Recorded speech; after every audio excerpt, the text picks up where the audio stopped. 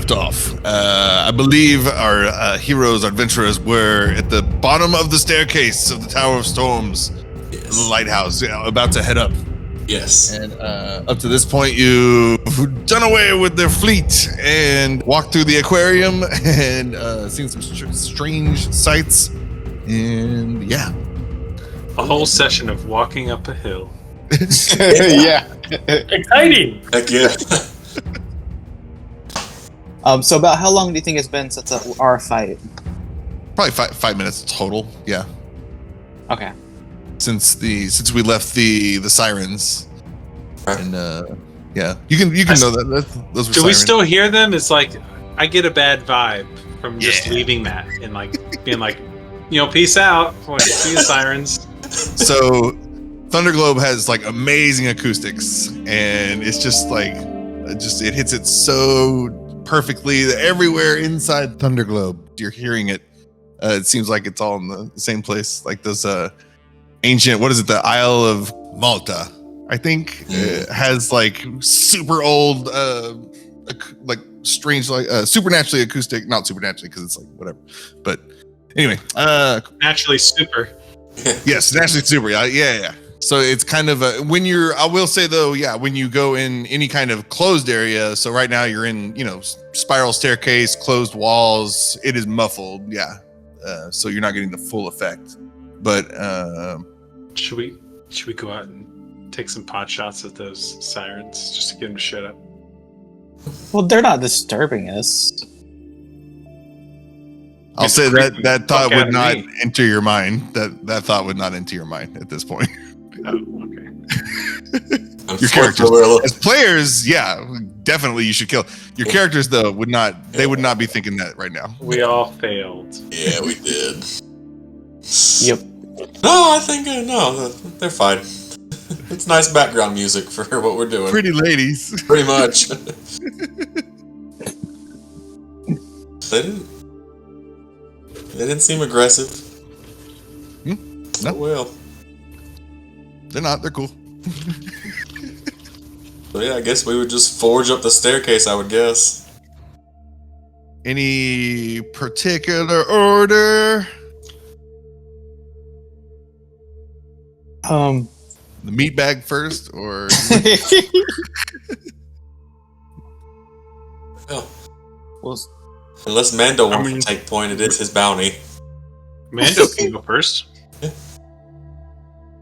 I pull out the dark saber.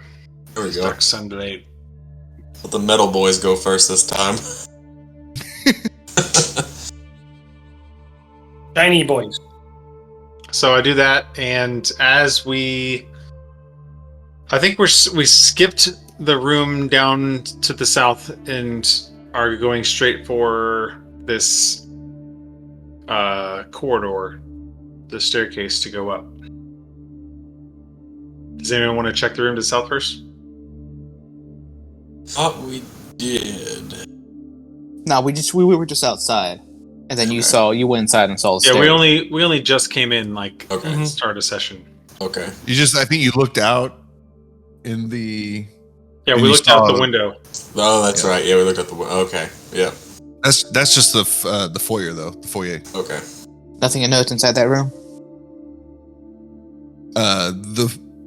The one you're in? No. What?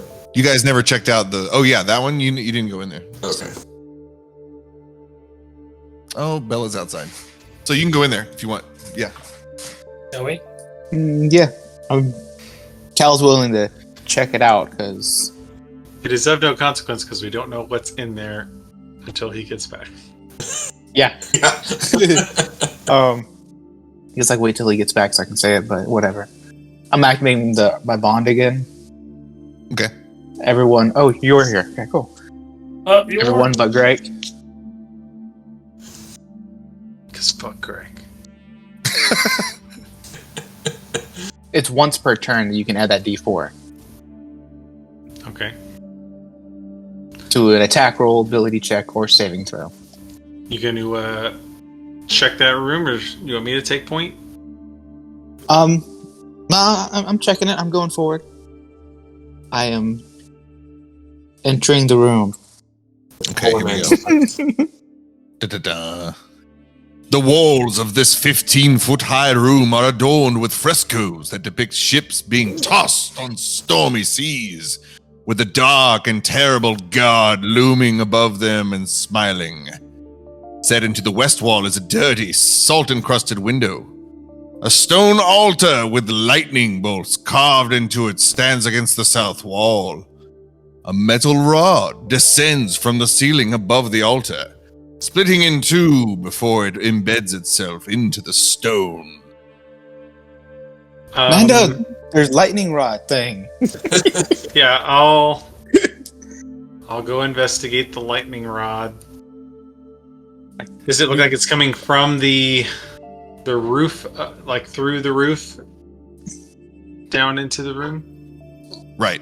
Definitely leaves this room. It's coming from somewhere else. What's it attached? Like, is it like hooked up to anything in here, or is it just?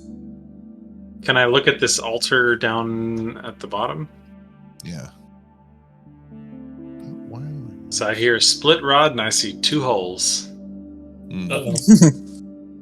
Investigation works. Investigation or religion? A religion? Alright, I'll roll religion. I will roll investigation. Wow. And I'll add my D4. It's okay. Yeah, exactly. So 24. Cal, thematically, you can be just to put him over the top. Your presence and your added D4 there.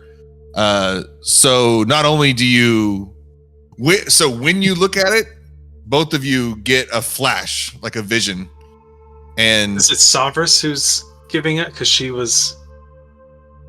Yes. So you receive a vision from Savras. It's more like a Zack Snyder. It's only 3 seconds in real time, but it's slowed down so much that it's stretched out for so long, and you're seeing a scene of, it looks like the ocean itself has taken form and is attacking the coastline. You're not sure what coastline, and the clouds above it seem to be sentient and forming like a humanoid figure, and sweeping gestures across whole continents. It's the size of immense, and then you're sucked back, and you get like, this is definitely Talos vibes that's being depicted there. Okay. Do I feel these guys have another vision from stuff, right? Kind of elbows Null and goes, "This is why I don't touch things." Null just nods in agreement, like,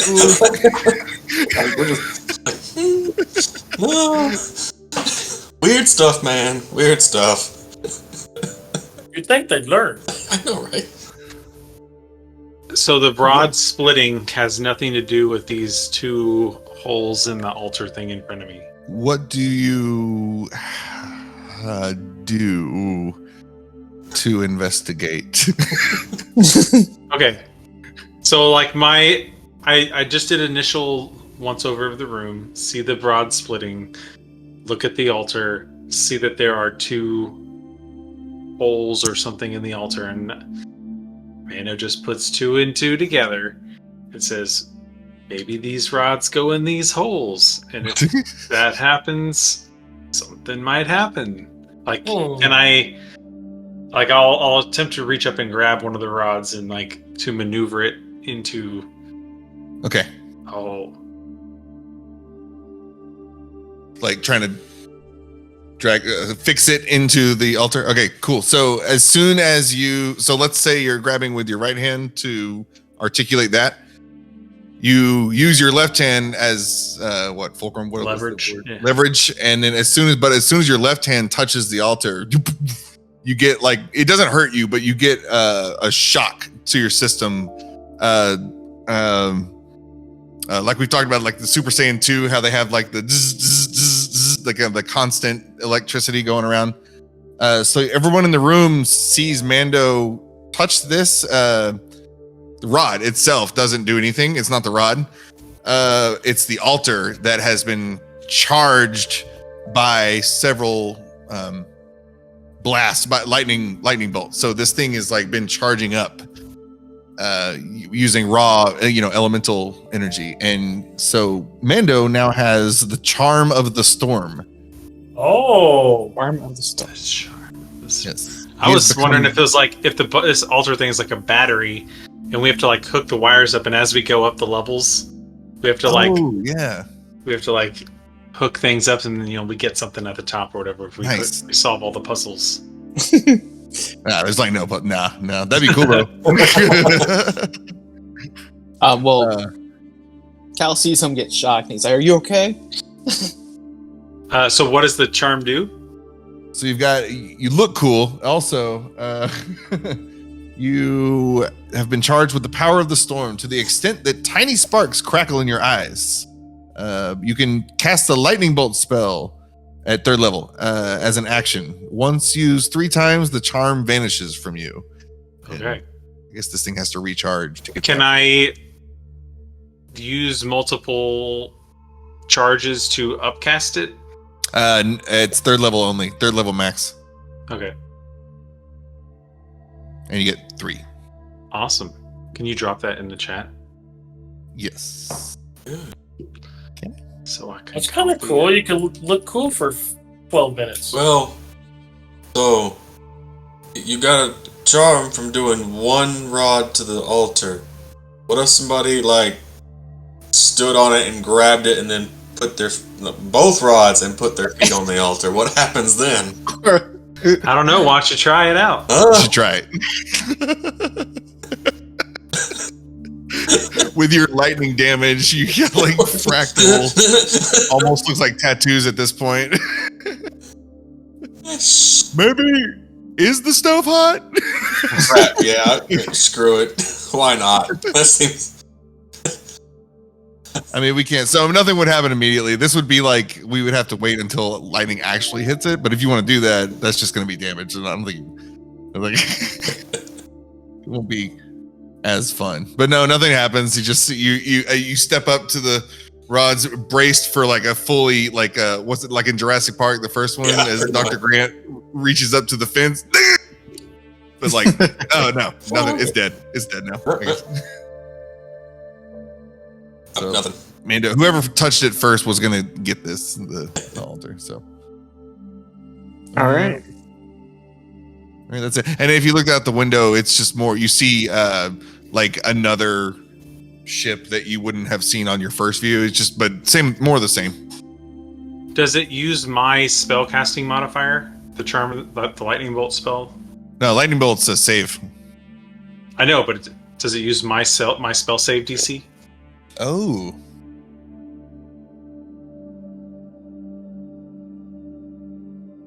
I guess so. Does not specify. I would think so if it's charmed on you. That works for me. I mean, I have a spell save DC. It doesn't specify, so I say yeah. Cool. This is by the book. I'm doing all the.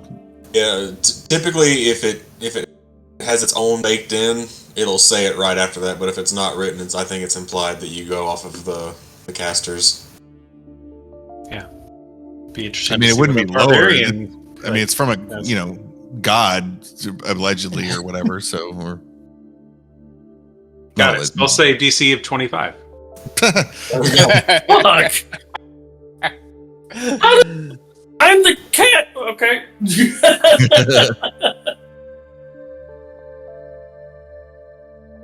All right, so I turn around and they like right after Cal says, "Are you okay?" Like, and then I turn around and I'm like, I'm all metal, so I just kind of hold my hands out and there's just like lightning arcing between my fingers. I'm like, yeah, I feel charged.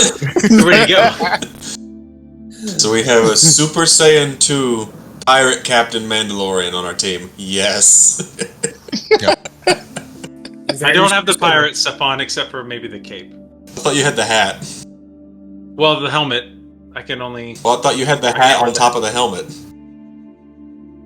This is the way. Didn't you have the captain's hat? I mean, I can do that. I don't think I have done that in a while. Okay. Right now, it's just Cloak of Billowing. Yeah. Okay.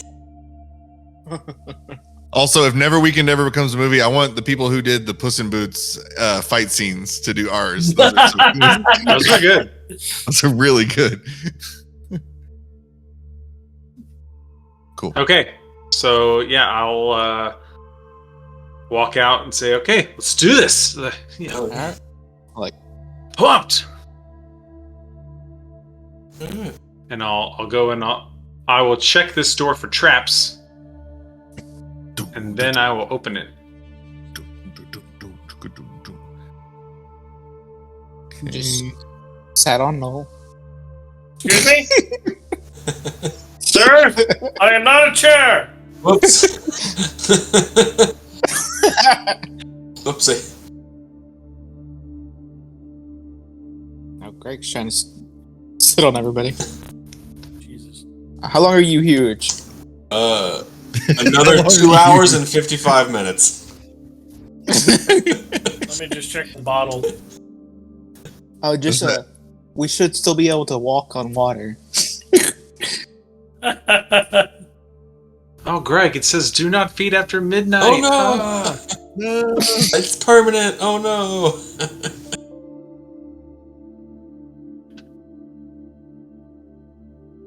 Yeah, we're on session 26. How long are you huge?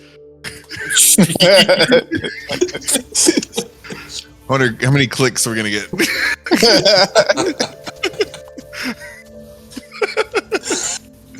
Okay. So Doctors hate this one turtle. Oh, sorry. Defies all odds. Learn a secret. Number 12 will surprise you.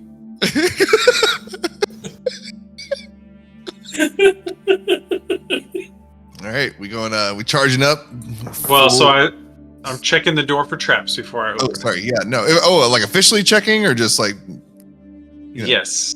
Uh, If you that answer makes me think I don't need to check, but you don't need to check. No.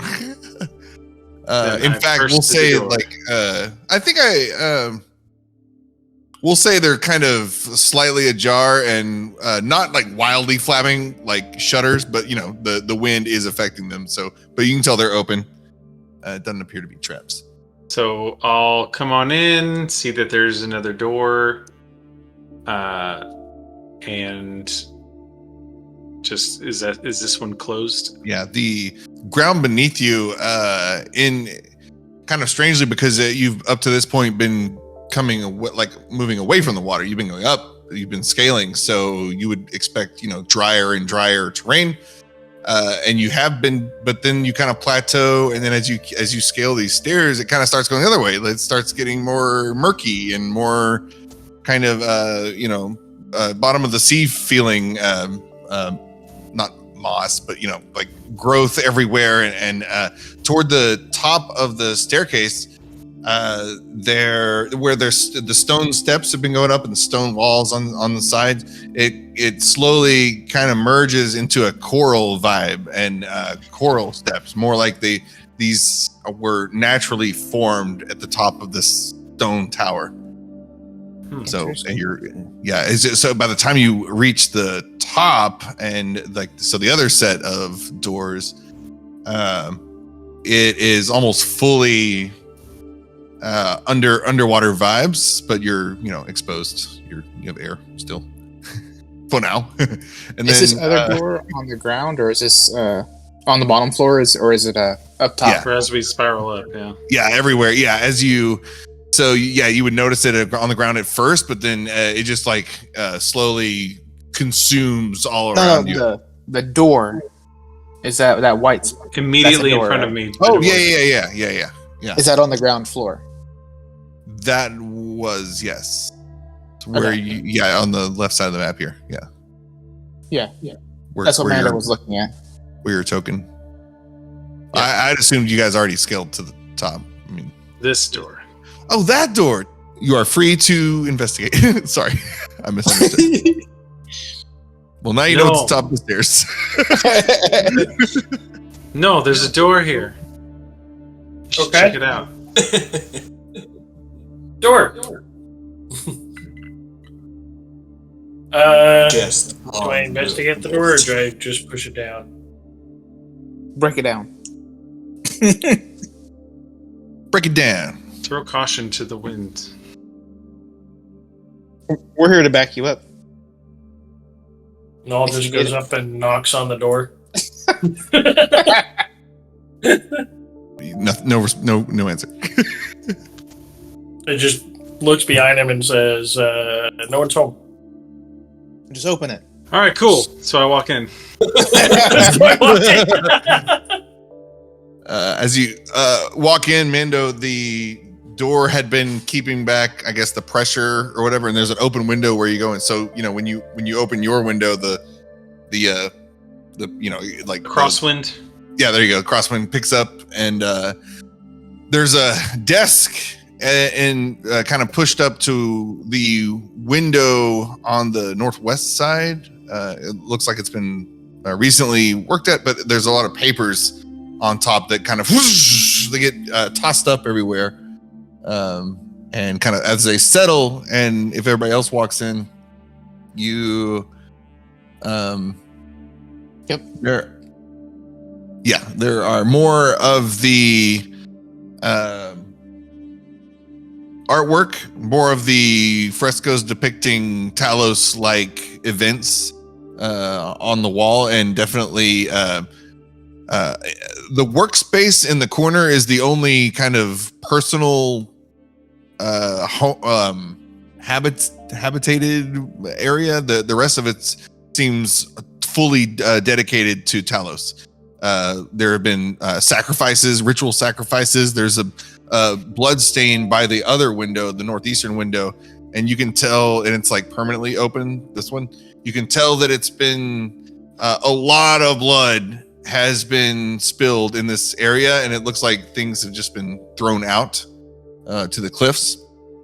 As the sound of the waves beneath crashing starts to, now you're hearing that in addition to the song continues, and if we look, what do we look around?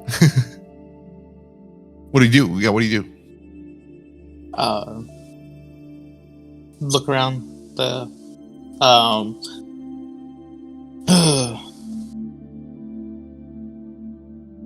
like, is it like looking like the other room, or this one's more open to the elements?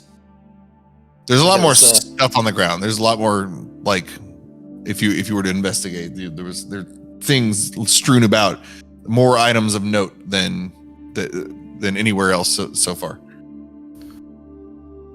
I'm gonna look at the sacrifice area and see if there's anything indicating how the sacrifices were made, or like, is there, like, what are they doing with the blood? Like, are there holes in the ground where the blood's draining towards, or stuff like that? As you roll for investigation.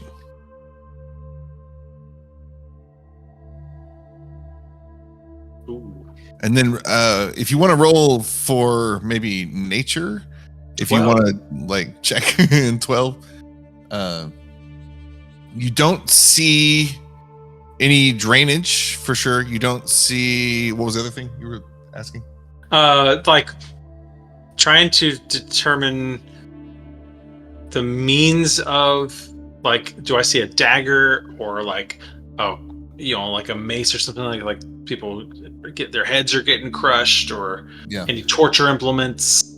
Definitely. So there will be, so I'm gonna convert something here. So you notice as you're poking around, there is it's kind of a bathtub size, round, but round, ornate, looks like a vessel. It looks like you're seeing the side and top of something, and then within the circle, the ornate circle, there are honestly like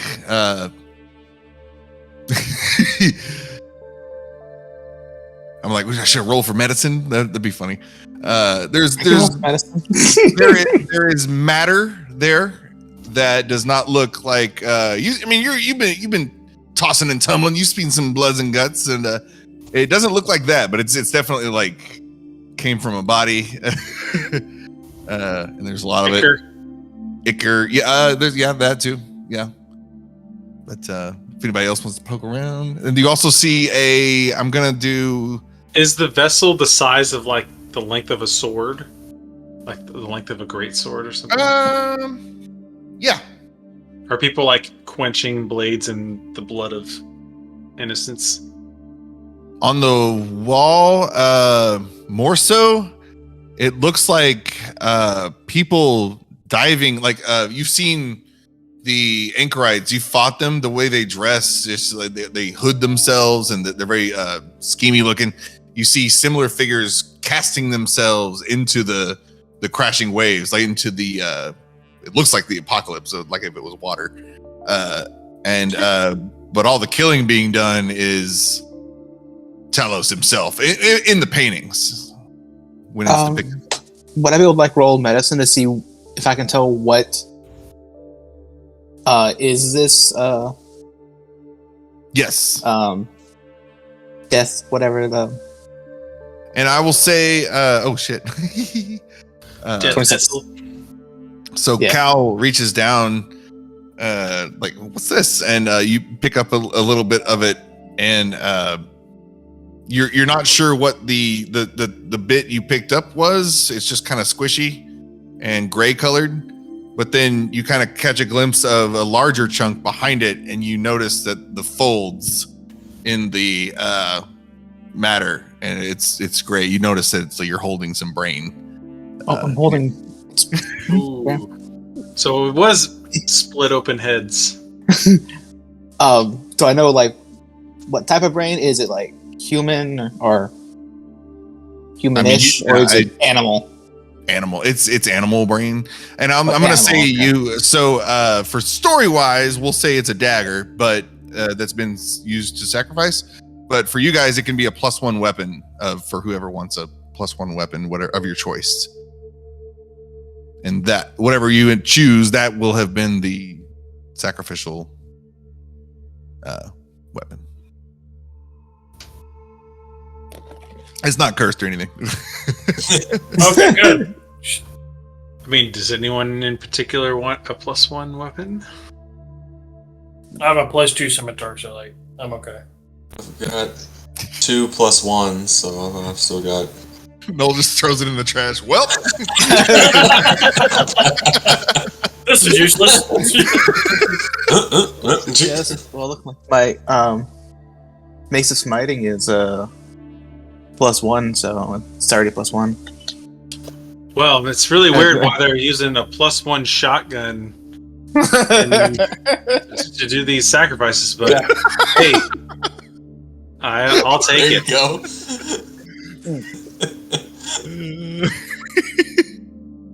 Well, let's see. Oh, Hey, if anything, I would try to get a bow. That way, I could have some type of range in my toolkit. Ooh. I wanted like a +2 longbow. sacrificial longbow. They use the string to lop people's heads off.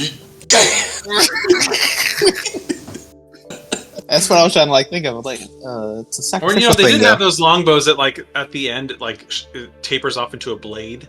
Oh yeah, Oh shit. those are nice.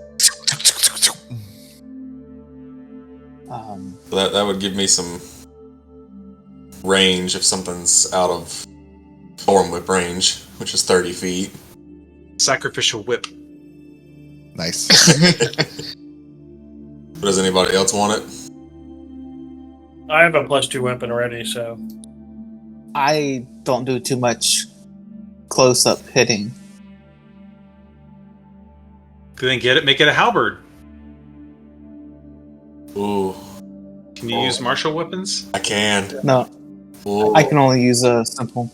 Yeah, Greg can. Ooh, well, that'd be mean.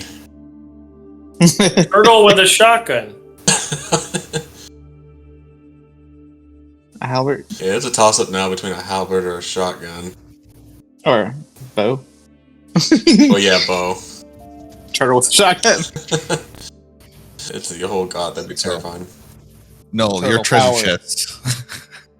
Noel has a chest over there, and it's there is a lock on it, but as soon as you go to reach for it, the lock just opens. Like it was just kind of sitting there.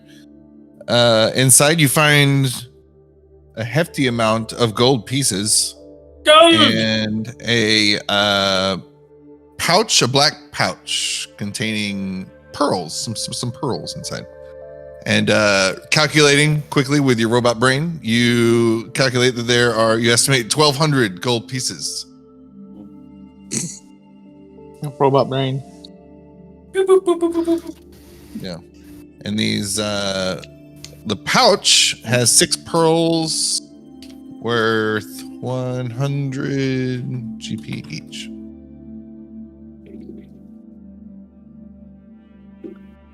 So I just became rich. You keeping it all to yourself, man? How dare you? Golden Null. Oh, that'd be interesting. Gold-plated null. Okay. I'd be more conductive. Right? I think you'd weigh a shit ton, though. Yeah, well, you know what they say, that the bigger you are, the harder it is to kidnap. I'm gonna go halberd. I'm gonna go +2 halberd. So honestly, that makes kind of a lot of sense for sacrificial. It does. Yeah. Definitely. For this. Especially right now, it's massive. That or shotgun. Say what? Now, It sizes up with Greg, so now it has a 15-foot reach instead of a 10. it does. Oh God. Okay. That is it for now in this room. You guys find more notes, but it's kind of like, looks like the Joker's been doing manifestos. It's like just rantings about how Talos is going to take over the world and bring what is on the ground to the depths, and a lot of talk about weather. Yeah, we're not letting that happen. Let's go kill this Moesko. takes a couple practice swings. Like, yeah, I think this'll do nicely.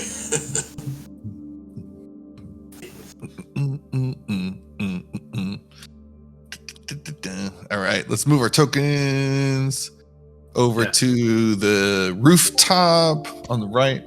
So now it's very corally in here. Yes, as we a step out of the staircase,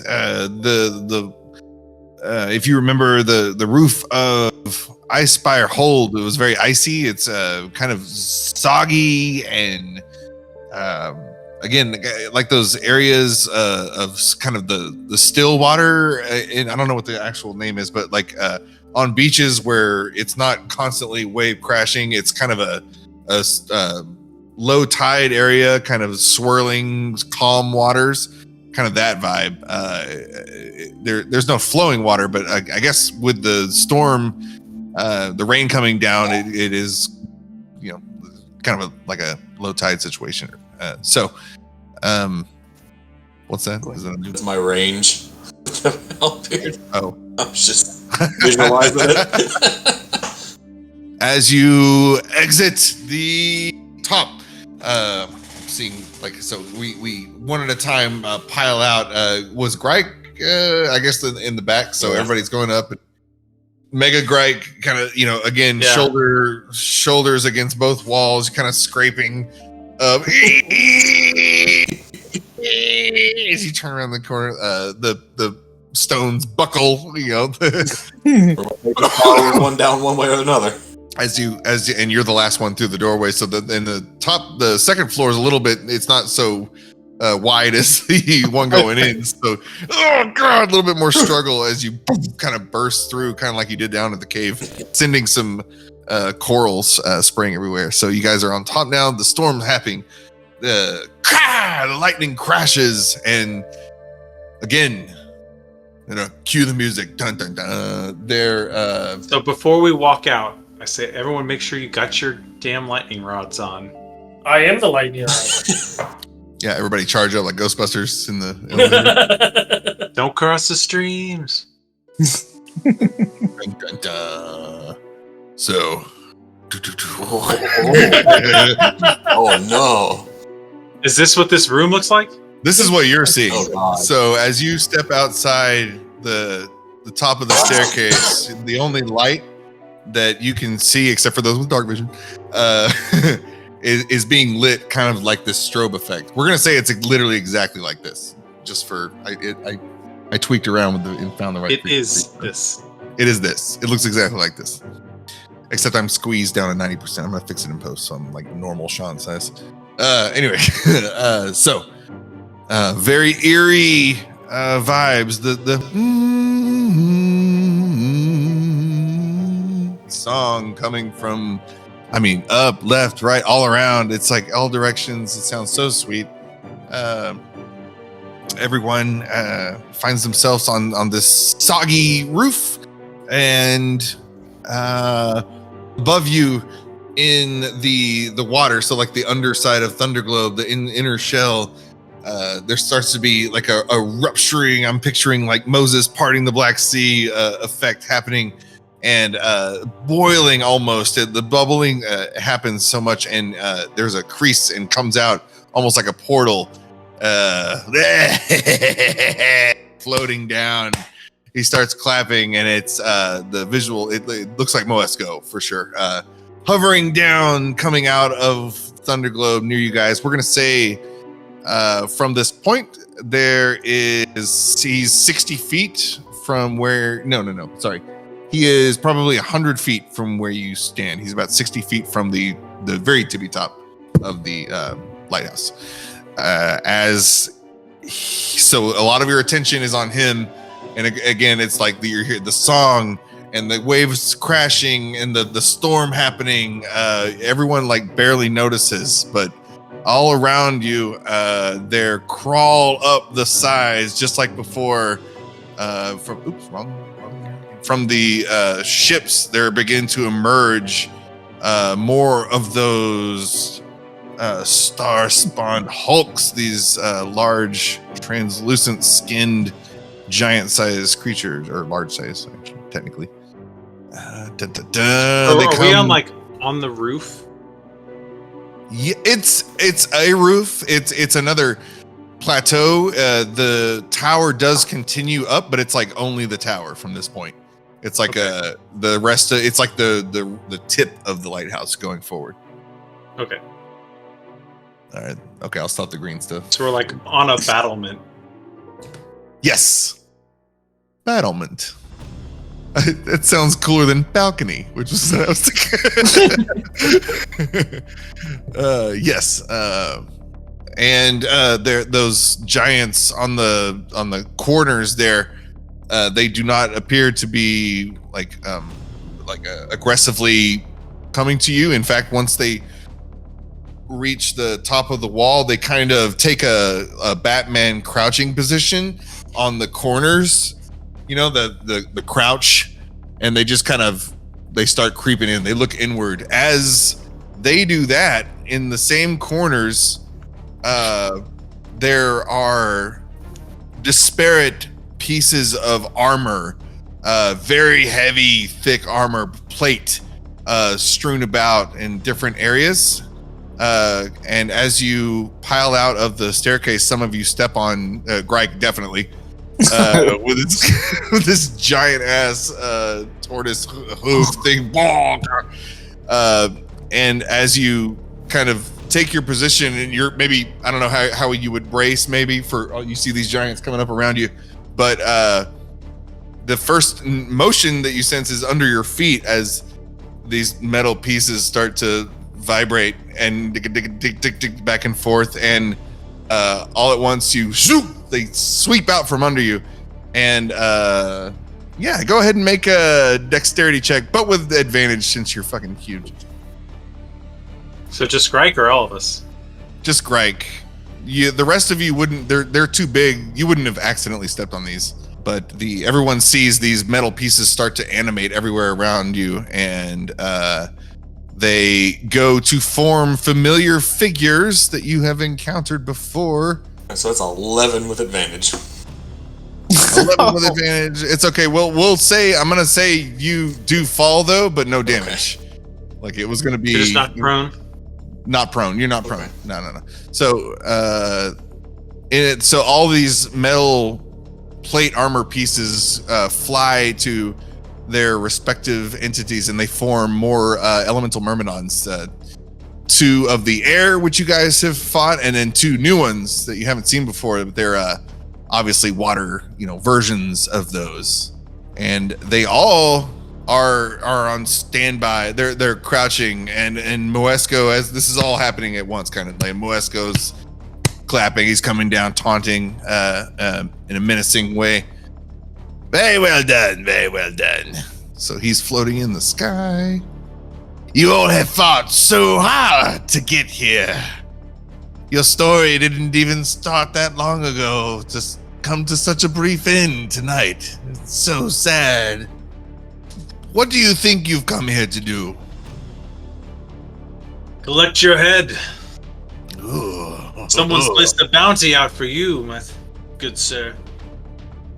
Oh, bounty, yes. And, do you know who put out this bounty? Some lord or lady. Makes no difference to me. Doesn't it though? As he starts laughing, and the hulks on the chorus, they start laughing in a chorus. Just a little freaked out. The bad guys on the corners, they don't seem to be so Grike, the one that comes up face to face with you on the corner, he's not like staring you down. His stare is like 1,000 miles away, man. He is kind of there. He's physically there, but you get the idea that when they respond to Moesko, they're all kind of in unison, maybe not in control of their faculties all the way. So, yeah.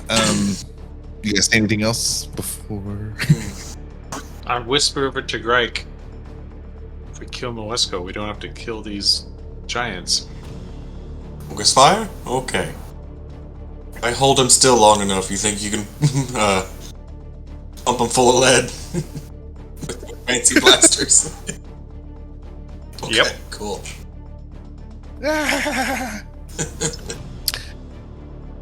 Tell me, what do you know of the Ordning? He's kind of talking to everybody. Weren't we told something about the Ordning by the Princess Sarissa and the Queen? Sarissa! He starts like hissing, and when he starts that, the hulks on the sides of the walls will squeeze on the stone, and when they do that, the rock crumbles and kind of not splinters, that's the wrong word, but breaks and pops off like that. And the Myrmidons with their weapons, they bang their weapons up against their armor because they don't really talk. They can't make a hissing sound. I guess the air elemental could. So, but again, they all kind of creepily stop all at once. Not like a crowd would do it, and they kind of naturally die down. It's all like, zoop. Well, what did she tell you? And he's descending more. Something about a pecking order of giants, and they fight for position with their god.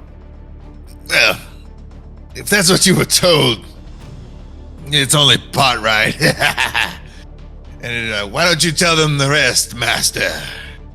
And he's going to do a little tap, bing, and on an imaginary ground, because he's floating in the air, he taps and a little sonar like ring goes out, and as it goes out farther, like around the globe, and it's globe shaped, and about when it comes back around, and when it closes back in on itself, a portal opens up in that space, and you guys hear a familiar voice.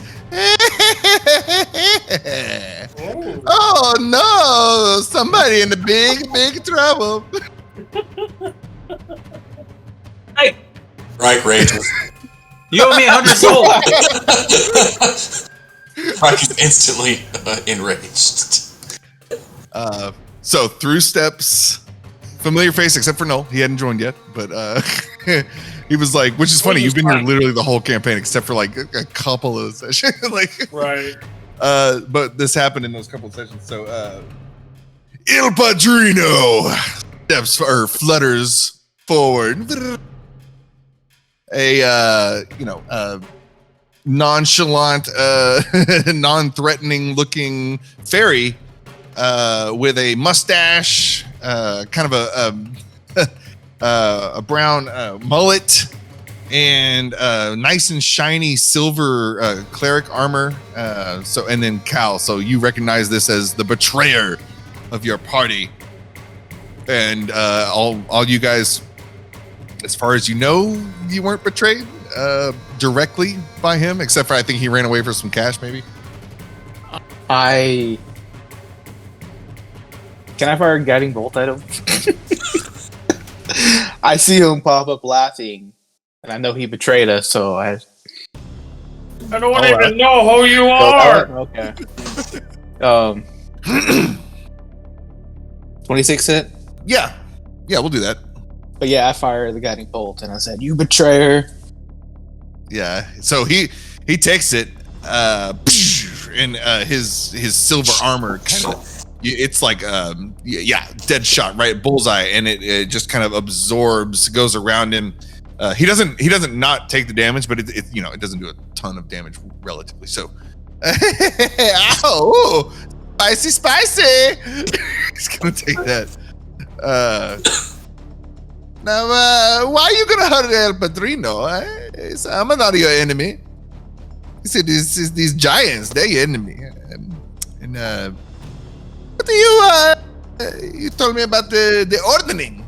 I'm gonna tell you a little bit more. And Ilpa Drino flutters forward. He's going to, with his mace, he reaches out.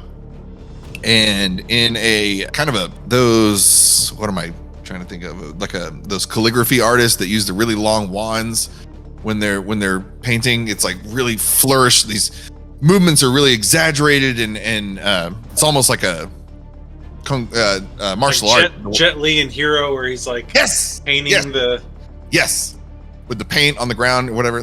So almost with that precision and technique. Ilpa draws out this shape, this like silhouette in front of him, and it's humanoid. And within the, you see everywhere his mace follows is a swirl of just elemental energy and magic. It's sometimes it'll flare with fire, but mostly it's like a swirl of air and water together, and then as he completes the silhouette, he's going to push the silhouette out, kind of push with his hands. When his hands come parallel to this ring, that he's created, emanating from his palms, rocky substance like earth begins to come out, and it fills in everything else around the fire and the wind and the water in this. It's like he's making something in front of him, and as that starts to swirl, it looks almost like a portal, except it's not glowing like a portal would, but it's just like festering and swirling. Moesko is going to say, he laughs. He looks down at you guys. He says, "Show them, master. Educate them, please. We've been waiting." And Ilpa Drino, okay, here we go. He's going to step into this thing that he's created, and it starts to form this really gooey thing, almost like you get the sense that it's he's metamorphosizing, almost like he's he's pupating. And you see the iridescent color of his fairy wings just like melt into the elemental swirl of everything else, so it just kind of dissipates and everything gets diluted, his armor, everything. And in fact, that there's some points where this goo, this liquid, gets so flat that what was his body would have been crushed, and it's like contorting and twisting and flailing in ways that if a humanoid would be broken and everything at this point.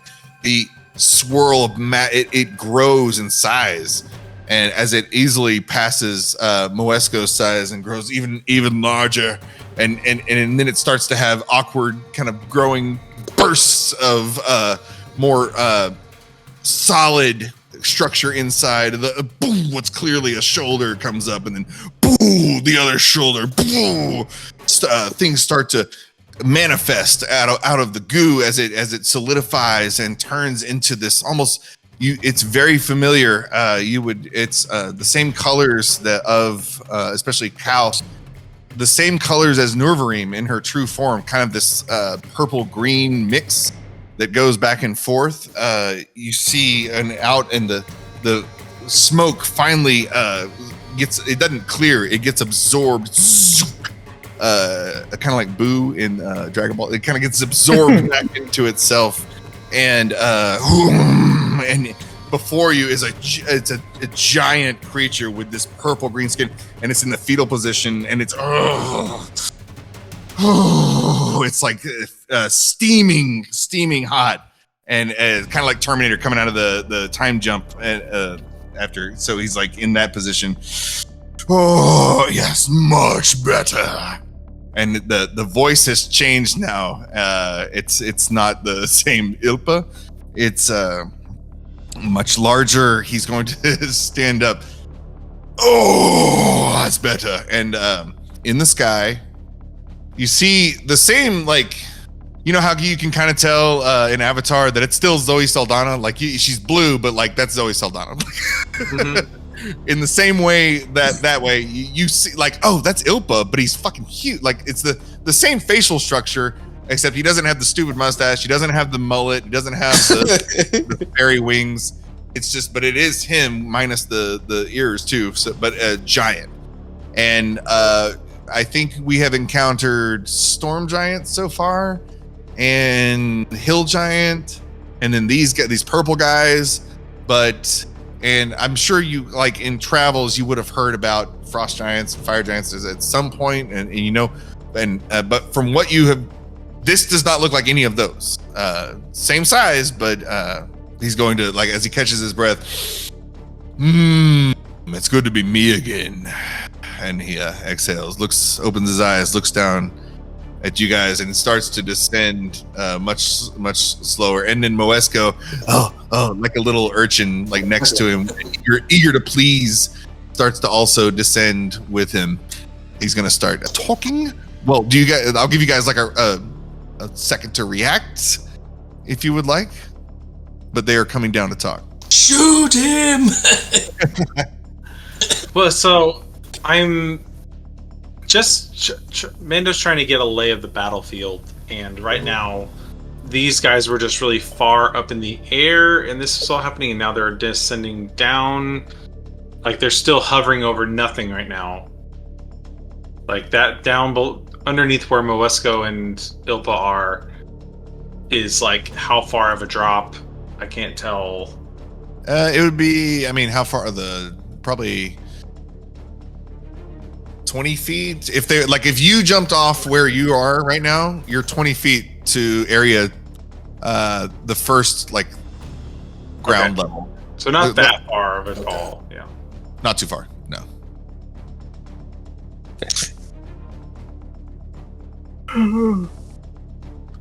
Well, I put my sword away, and I break out my gun. Yeah. For sure. I should clarify, it's not too far on that side. If, like, the other side on the back side's like sheer cliff. Right, yeah. right. I think, no. I will step this way just a little bit. Okay. I'll step right here. Nice. All right. I'm gonna get a little bit away from this. And I'm pretty sure I still have my turret summoned, so just so I don't have to use an action to do that. It hasn't gone away yet. So I'll call out, Moesko, you can surrender now, and your life doesn't have to be taken. He's gonna respond. Oh no, you've got me! You've got me now! He cackles. He said, and he tries to nudge his master to get a laugh, but he's not laughing. He's investing. Cool. All right. As they descend, getting closer to you guys, what you've been told about the Ordning is somewhat true. Our All-Father, our God, the God of Giants, Aman, the All-Father, saw it fit to assign us, to grade us before we'd ever had our chance to fight our way in the world for ourselves. Our worth is predetermined before we're even born, thanks to the All-Father. And he kind of scoffs at it, and everybody, again, the Hulk's on the corners. They're laughing. He, in between sentences, he'll like wipe his head, and seawater comes down off of him as he's kind of drying off from his metamorphosis, still coming down, almost like amniotic fluid. It's coming down. The Ordning, you have storm giants like your friend Princess at the top. Oh, we should all bow to them, right? And then, of course, there's cloud giants. They love their magic. Oh, magic. That Moesko, laughs at the mention of magic. And then frost and fire giants below them. Then stone giants, then hill giants. And then that's where it stops. Isn't that right, Moesko? Yes, master. Yes. But they don't mention everybody. Isn't that right? We seem to have left some people out, Moesko. Yes, master. Of course. How irresponsible, master. I'm so sorry. Yes, they did. You see, fellas, there are other giants than these idiots walking around this land. Sword coast. He spits. There was a far greater race than any of these idiots before we were cursed, before we lost our powers. But I'm here to set things right, and you're going to help me. Moesko. What do you know of giant civilization? Anything at all? Killed a couple. You killed a couple? Yeah. Oh, you killed a couple. Well, tell me about it, please. What's to tell? Shoot, bang, bang, they fall over. Yeah. I collect the bounty. Collect some toes. That's been my experience. A lot of toes. I don't get the toll thing, but Before your land had its cities and civilizations, before mankind even learned to stand up and stop shitting itself in the trees, the giants ruled this land. We had a kingdom, the kingdom of Ostoria. It was glorious. That was the last time things were right before we got cursed. And now we're not even, my kind, we're not even worthy of being on the Ordning. It's ridiculous. And he has like a mental snap there for a second. The purple and green on him for a split second when he laughs, and he has kind of a tick when he laughs. He's like a little bit of a twitch. When he does that, the green and purple on his skin shift. They swap for just a half second, and then they revert. So he's normally purple, reverts, shifts to green, and then goes back. Imagine zebra, but like even more finely striped, and not like 1-to-1 ratio. It just polarizes for a moment, and then polarizes. Perfect. Yeah, and he's back to himself. In the kingdom of Astoria, its most powerful magic users were the Fomorians. Fomorians. And you see the pink guys on the corner kind of give a little crouch and they kneel. And at this point, Ilpa descends even more. And Moesko next to him. And I'll say at this point, they're 30 feet up and 30 feet out. So you think you're giant killers, then? Is that how you see yourselves? That's just a small piece of my personality, but you could label me with that if you want. I don't even think you could handle my jester. You couldn't even handle my clown before you get to us. Let's see how you fare with Thanoki. Bring out Thanoki, the idiot. And you hear the Myrmidons start to bang their weapons on their armor, and the Hulk nearest Greik is going to oddly nimbly kind of hop to and do a little ninja move off the, and he's huge. He shouldn't be moving this fast, so it's awkward to see. So he hops down and he's gone for a second, and then everybody starts chanting, Thanoki, Thanoki, Thanoki, bring out Thanoki, the idiot. You hear like boom, boom, boom as he's and if Greik were to like reach over, look over the edge, you see the Hulk, the pink purple Hulk guy, hoist over the ledge this giant that is dressed like a jester, like a clown.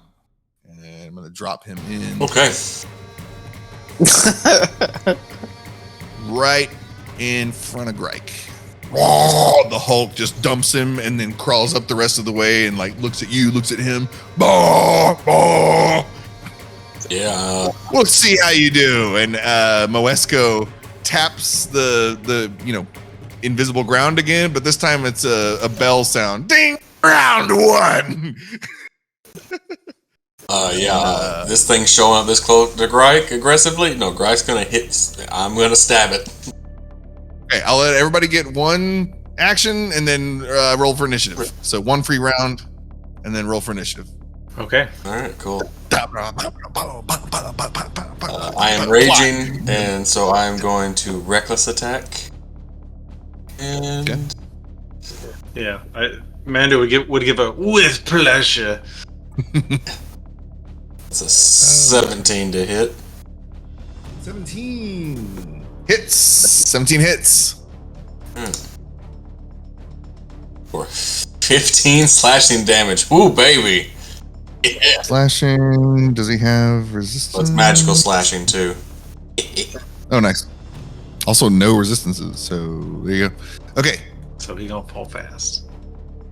So you hit him with the halberd, and it's a good hit. But when you hit him, you hear like cling cling, like jingle bells. Oh. When you're hitting from his like, costume is making noises, and he looks at you. Man. This is like grotesque looking fiend.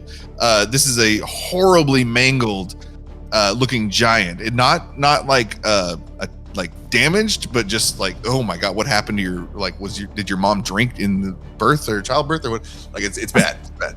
We're in giant culture. Did your mom not drink during childbirth? All right. Also, I forgot, because I am bigger, I do extra damage. It's a noise hit. But you guys, Wait, do you only get one attack? Yeah. Druids. Yeah, it's that 2-level in Druid right now. That's one more level, and I'll have 2 attacks. I was about to say like one more level. Noel sees monster thing over here. And Okay. not do anything, apparently. He completely misses. But he readies he's got his +2 scimitar and one hand ready to go. It's nice. Ready for whatever comes at him.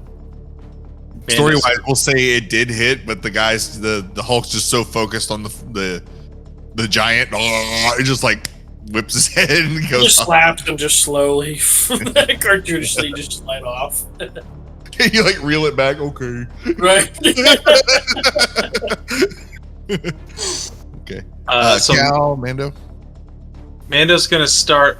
He's got the shield up. Says, "All right, take a piece of this," and he's gonna fire the blaster pistol at the what do they call it? Primorians, the Jester. The Jester. So that's a 19 to hit Thanoki the idiot. Yes. for 20 fire damage, Hit.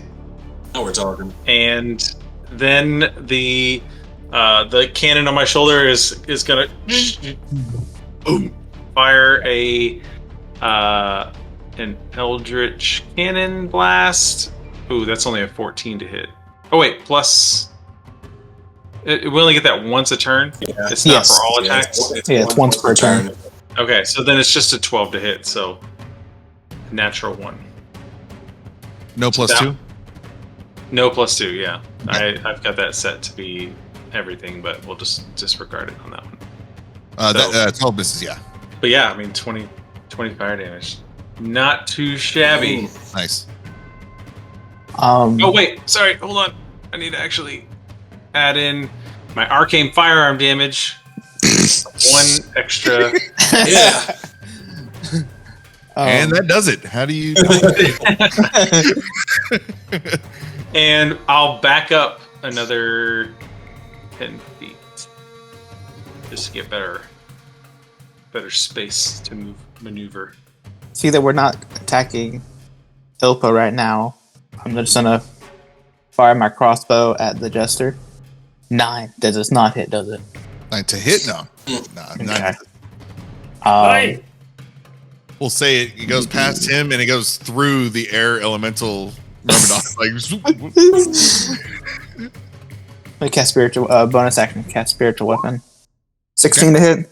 yeah, 16 hits. All right, for 11 force damage. Nice. Noise.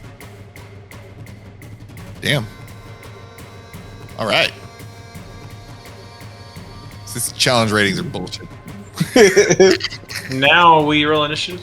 Now roll initiative. Other bad guys have their initiative, but they're not in this fight. So okay, cool. Bam. No has initiative. I do. Save the world. No. I don't know if I can do save the world, but no, I can try. I cast save the world. Wow, that was Great, much guys. easier. In simulation. I was going Well, to say, Currently, that's the one that we're fighting. Yeah. All the others are just kind of being witnesses. I move 5 feet closer and then I attack. I will do that. So does a 20 or does a 20 hit? 20 hits. Yes. And that will be for 8 damage. Nice. And then for his bonus action, he's going to cast Flame Blade. I can't use it this turn, but he now has 2 swords. Why don't you just reverse that and say you had bonus action casted Yeah. it first? We'll say that. Okay, I bonus action cast it first. I hit with the scimitar, and then I Yeah. can hit with the Flame Blade, I guess. Yeah. So that would be I don't like having to wait. Yeah, Flame Blade is 3d6 fire damage. right. So that's gonna be, 11 damage or 11 to hit. 11 misses. Okay, cool. But hey, he tried. But yeah, moving forward, we'll do it like that. Okay. Cool. Mando. So I'm interested to know how he took that hit of 20 fire damage originally. Like, how did that look like it did a decent damage to him? Decent. Yeah. Not like normal. Not special. Okay. So then this round I'll click a dial on my gun and negative energy will charge from my backpack. Yes. From my agonizing blaster, and I'm going to shoot him again, Nice. except twice. So that is a 25 to hit and sure. a 14 to hit. Or you could flip it the other way. A 21 and an 18. Well, I mean, I kind of have to make a choice Okay. of. Okay. It's fine. They both hit. Okay, so then that is 7 damage and 11 damage on those 2 hits. Is he gonna? And then my Eldritch Cannon will fire as well for 25 to hit. Oh, yeah. Yeah. And that is 8 force damage. And he is pushed back 10 feet. God. Does he fall off the tower? I'll say he's pushed into the wall. Okay. Side. Snuff out. Myrmidon. So thematically, Mando still got his shield out, but as he hooks up the cable to boom, boom. The force that comes out of the agonizing blaster is like it's like a Colt Magnum. Like the recoil on it is immense, and then so it fires off the 2, and then he kind of puts a foot back, braces forward, and then the shoulder cannon. Hell yeah. Kind of mech style artillery. Nice. Grike looking at his new halberd like, oh, I don't have to move. And he's going to attack this guy again. Reckless attack for an advantage attack. On that 20. Oh, okay. So 27 to hit. Yeah. And this No. it's 10. Then that's going to be 2. But I forgot my rage damage, so an additional 2. So it's 14 slashing. Can y'all see his health bar? Oh. Nope. No. Okay. Good. I'm gonna have to make shit up. No, I'm playing. Greg, got any other bonus action? Well. Kill this guy? Oh, no, because I'm using a heavy two-handed right now, so I can't do anything right now. Now that I have a halberd, though, I will definitely, there's a feat in mind I'll have, and then I will have a bonus action. Yeah, I was about to say polearm. Wait! Yeah, full arm and great weapon, probably. I know it's a toss-up. I don't know which one I want. I've already got Sentinel, so... All right, Fomorian's turn. Maybe they can handle a giant, even if it's a shitty one like Thanoki. They all start laughing. Thanoki kind of grabs his footing up against the wall. We'll say he kind of had to take a knee there for a second instead of being pushed, over and the battle being done. So that's kind of what I was hoping for. I know, right? Oh. He comes to a standing position. Yeah, just kind of snarling and comically moving like a jester, kind of. And every blow he's taken, like jingle bells, it's like ring, ring, ring, ring, ring, ring, ring, like a cash register. So he's his turn. Grike, please make a charisma saving throw. Fuck. Charisma. Alright, here we go. That was in the paragraph before the thing I was reading. That was, damn it. Wonderful. -1. Oh, 2. I was hoping it was 2. Yes. Alright, here we go. Dang. So Pathfinder, that'd be like a crit fail, right? Like, nice. Okay, so you're gonna be especially gross. So please take 27 psychic damage from what just happened, as well as you stay the same size, but lightning singed Grike with the bear headdress all starts to congeal together. It almost looks like he's using his wild shape, except it's like crunchy and gross sounding. There's a lot of like pupating, like earlier when Ilpa transformed. And you are transformed, Greg. You are much like the jester you're fighting, been transformed into a hideous creature, and you have disadvantage on ability checks, saving throws, and attacks based on strength or dexterity. So I have double advantage on strength, so I guess that takes one of my advantages away, so I still have advantage on strength. So, Technically, there is no such thing as double advantage. Yeah. You have it or you don't. I get it from 2 different places right now because I'm big and raging. So it just, well, it'll just cancel it out then. Well, I mean, does all that stuff go away if you're transformed in this thing? no. I guess not. Because He just has, it just cancels. yeah, Disadvantage. we'll say it cancels. And then repeat saving throw whenever it finishes a long rest. Okay. So this isn't something that you're gonna come out of like soon. You're like this. Okay, so Someone can cast like remove curse or something on it. right. And it's second as it transforms you. You kind of oh god, you feel it come over you. You just take the psychic damage. You kind of lean forward, Psyduck. You're like you're looking down, and as you come to, you brace yourself, but right up in your face, he's coming in with a great club attack. And for It's super effective. great club, 25 to hit. That'll hit. And then I click great club. Of course, it doesn't do it. It should. 14 bludgeoning. It was a 25 to hit and then 14 damage. At least one of those was a 1 on my D8s. So, and that's it. And I'll scoot him up. Grike and Null. Make a perception check. What do I perceive with my tiny little beady eyes? Yeah.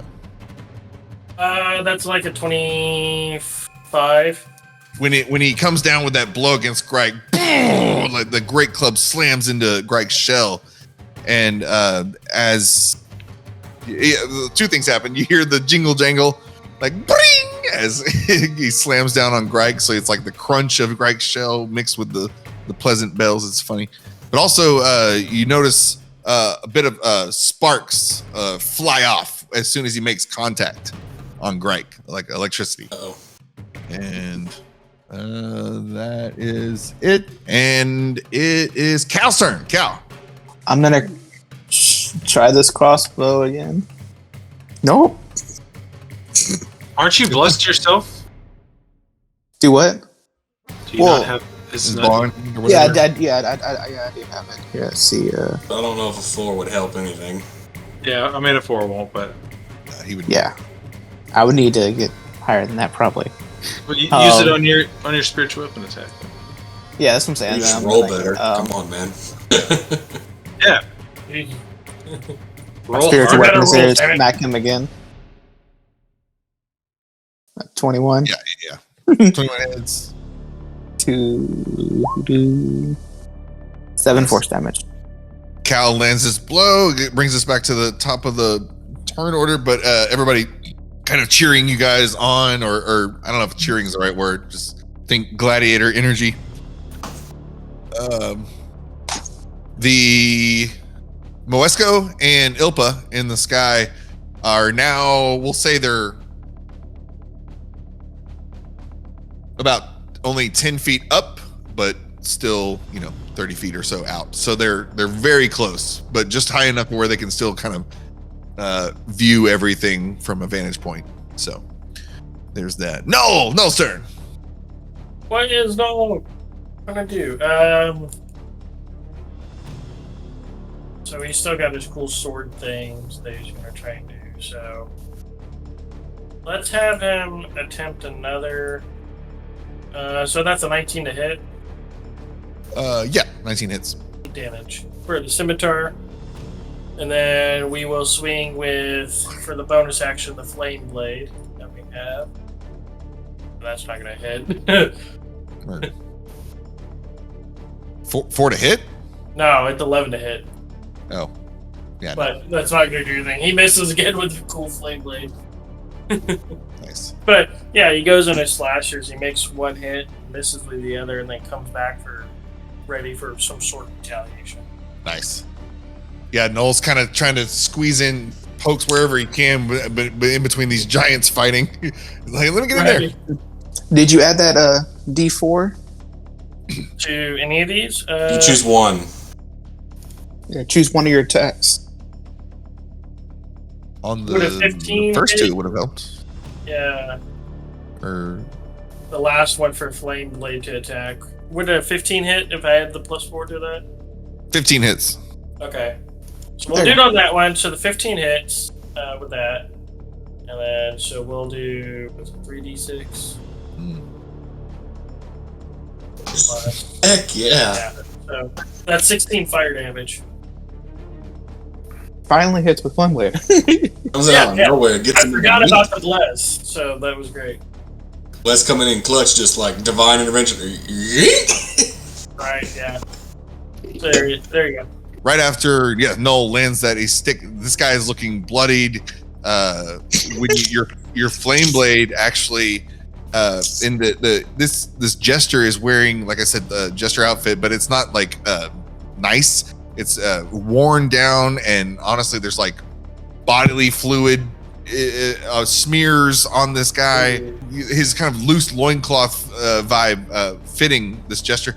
As you go in with your flame blade, you finally realize that this thing is like missing a whole chunk of its side, and you're like, and the flame blade actually lights up inside his guts as you see, the reflection of everything. You're like, oh god, and it pierces further inside, kind of cauterizing but also doing damage. So it's like kind of, doing both at the same time. Lightsabers. I'm trying to give him heartburn.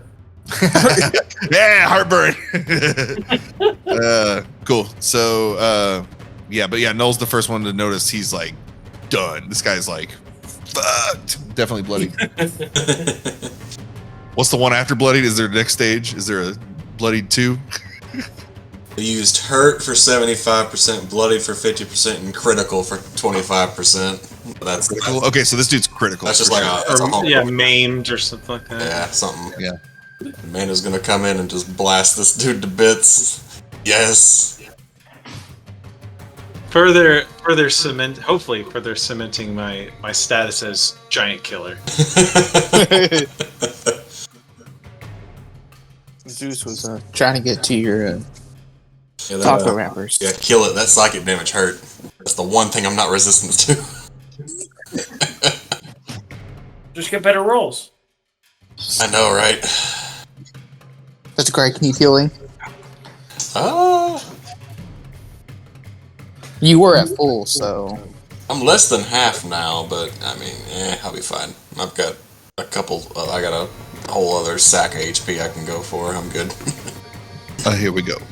After Noel lands his blow, you guys see on the east corner, I guess, Cal, it's like you just went, so you're taking a breath and you're kind of assessing the situation. Cal, to your left, over here on the east side, the purple-pink Hulk guy disappears like the one before that was near Crike, kind of does a little ninja move, hop off the wall, and you hear Moesko say, "That's right, I guess round 1 is going to be a bit shorter than we thought. Bring in the challenge for round 2." And the Hulk, scrambles to the top again, and Cal, you're seeing all this on the side. You see behind him, he's kind of carrying it like this, kind of dragging something over his shoulder. Or he's like, again, mindless, like drone energy. The purple guy, like left, right, climbing, and he kind of parks at the top. He doesn't come over all the way yet, but you can see behind him he is carrying a bound and gagged hill giant, like a backpack. He's carrying him side of the wall. This is a big fat ass hill giant, bound and tied like hog tied. Looks like he's being ready to like being thrown into. So anyway, you see that. Mando. Oh, Noel, do you want to? You're staying there, right? Yeah. Yep. Noel stays where he's currently at. Mando. Yeah, Mando is going to try to finish this guy off with his first shot and see how well that does, so that he can then focus his attacks on the bounded, gagged hill giant. So first, agonizing blaster shot. Oh. That is not. God, I turned off the global attack. Oh, I did not turn off the global attack modifier. So that is a 11 Sorry, 29 to hit, 11 damage. I didn't mean to roll the +4 on that. It's fine. The 29 hits. 11 force. Nice. Oh, I'm on the wrong. Did it again. Trying to see if I can finish this guy off. Okay. There's that. He's yep. He's still around. Yeah. He's still alive. I'll fire off a second one. Oh shit. That one is only a 13 to hit. So this one I will roll the extra d4 on. So 17. 17. Ah, damn it. 17 hits. Oh, for only 5. Oh. Praise the gods. And Right. I think just for shits and gigs, I'm still gonna shoot the hill giant. The bound and gagged hill giant. Because I should have advantage because he's bound and gagged. I mean, he is, yeah. And then knock him back 5 feet so he falls to his death. Knock him back 5 feet, 3 falls. Hulk will have to scramble, pick him up again. Like, I mean, yeah. So this is with advantage. And Thunderglobe, bitch. so 19 to hit on that. From the top rope, Mando with the Yeah, that hill giant, right? That it's. Yeah. It's For 10 force damage. Oh, and I will add my arcane firearm damage. There it is. is that to everything or just the Wait, one? there's more. Just the it's just it modifies one spell attack, so technically that actually should have been on the Fomorian. That extra 6 damage is on the Fomorian. Okay. So add 6 to the hill giant. he's It's not on the hill giant. Oh. So, how does that work? So my agonizing blaster is a spell, Yeah. and my arcane firearm adds damage to the spell to one spell that I do. So the 2 shots that I did on the Fomorian, that 6 damage that I just rolled goes to him. Okay. Just one of those shots though, not 12 damage total. Just 6. Okay. Okay. Then the following happens. So hill giant is 10 Wait damage. happens. The Fomorian is 11 plus 5 plus 6, so 23 damage.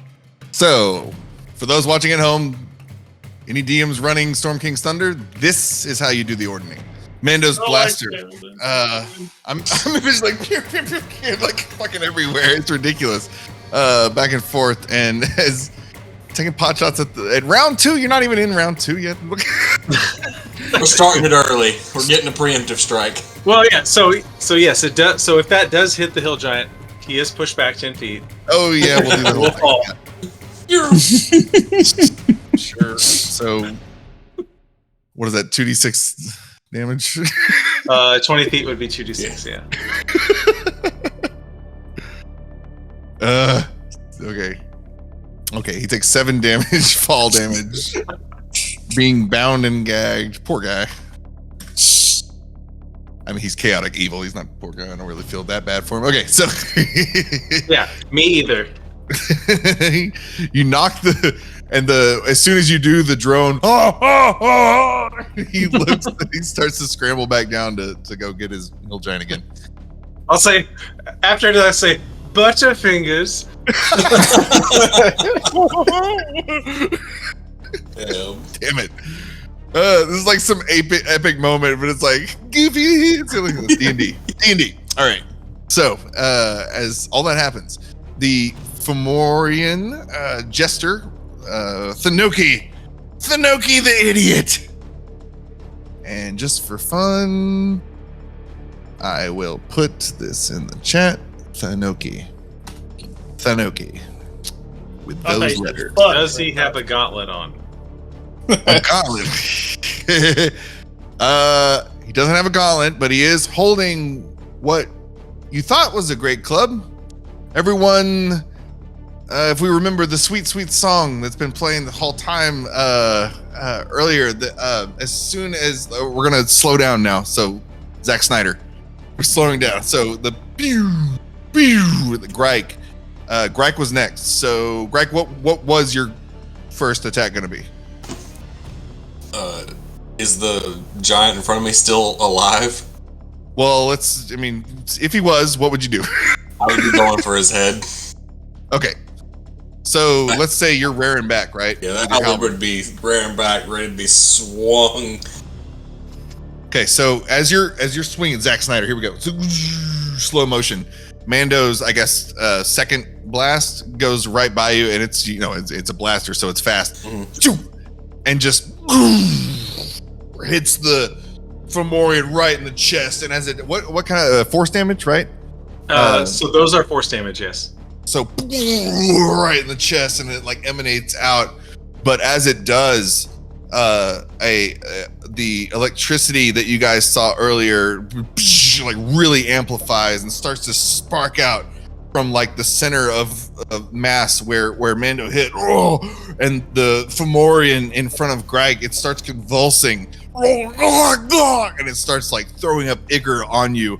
And it's losing flesh starts to peel off. Not even the flesh that you were hitting. It's just like doing it itself. Like full on Raiders of the Lost Ark, like melting face. It comes on you, and you hear Moesko and Ilpa. Yes! They scream, and everyone starts to cheer. Ah! It's like, behold the shattering of the Ordning. And as before you, Greg and Null, actually, this giant collapses on top of you and starts to catch itself, and it's transforming in front of you. And as you guys got charmed before, and you have been charmed this entire time. There are certain things that I've described to you that aren't actually as they are. And right now, as this giant, is it a lie? It's a simulation on you. It's again just heaving ichor up, and it slams down with its right hand, and you hear a voice, oh god, like a different voice coming out. And Greg, at your foot is a huge fist, like the size of almost half your body. Even you're large right now, but it comes down. Fist slams down, and electricity just sparks up and flies up where the hand lays, and a giant with a huge beard looks back up at you, and at the same skin color and everything as Princess Sarissa and Queen Neri. And its great club that it was using to attack, it transforms in front of your eyes, and it's actually a scepter that he's been holding, and everyone's screaming, cheering, yes! As Mando, that blast comes, shatters the scepter, pierces the giant, as you see before you a storm giant that has just been killed. But you he collapses. Greg, he grabs your head, and it's like his mouth is as big as your head. Not your fault. Find Sarissa. Become the quintessent. And he just collapses over you, and lightning, like from his chest, strikes directly up into the sky, and it pierces through Thunderglobe a bit as just life energy, just for like a solid, like, I don't know, 5 seconds in real time, but as you're experiencing it, it feels like forever. As just this outpour of energy, like a Kamehameha, just leaves his body and the scepter. You notice both of them, like this force being sucked out and shot straight up into the air, and then out from, for a brief second, you see Thunderglobe open, just the energy from this outpour opens it enough, and you see in the real sky, not your facade sky, this energy just go out every direction and around the globe, like a net around the whole world. That all goes out, and before you is a dead storm giant, and yes, and the hill giant. You hear just screaming and uncomfortable moaning and gasping from over the wall as a hill giant again gets heaved over, and at the foot of Grike lands a hill giant, and you guys are seeing this, and the hill giant breaks out of his binding, and he's like full rage, and there's just something about him. He seems to be terrified and awakened and like enraged all at once, and curious and completely confused, but like his like veins are popping out everywhere. And from the sky, or I guess from the sky, you start hearing clapping and Moesko raising his staff in the air. Yeah, we've done it. And Ilpa steps forward, and it's kind of like invisible stairs he's walking on, and he steps down onto the platform, and he's like, "Congratulations, you have just shattered the Ordning." And he oh, look at Thanoki, look at him over here, Thanoki the idiot. You thought you could rule over all giant kind. Well, now you'll take your place where you belong. Isn't that right? And if you guys were to rearrange the letters in Thanoki, you will realize that this is where's your king now. So this happens. This was the king that was kidnapped at the beginning of the story. Yep. Yes. So Daniel, a little bit of backstory. When the guys met up with Princess Sarissa and Queen Neri, the Storm Giants, they were patrolling the area looking for the missing King Hecaton of the Storm Giants. He's the leader of the Storm Giants. The Ordning is a caste system for giant kind, and Storm Giants are at the top. So this guy's like the top of the top. Okay. And y'all just killed him. So Cool. Hell yeah. Bam. So is Mando the king now?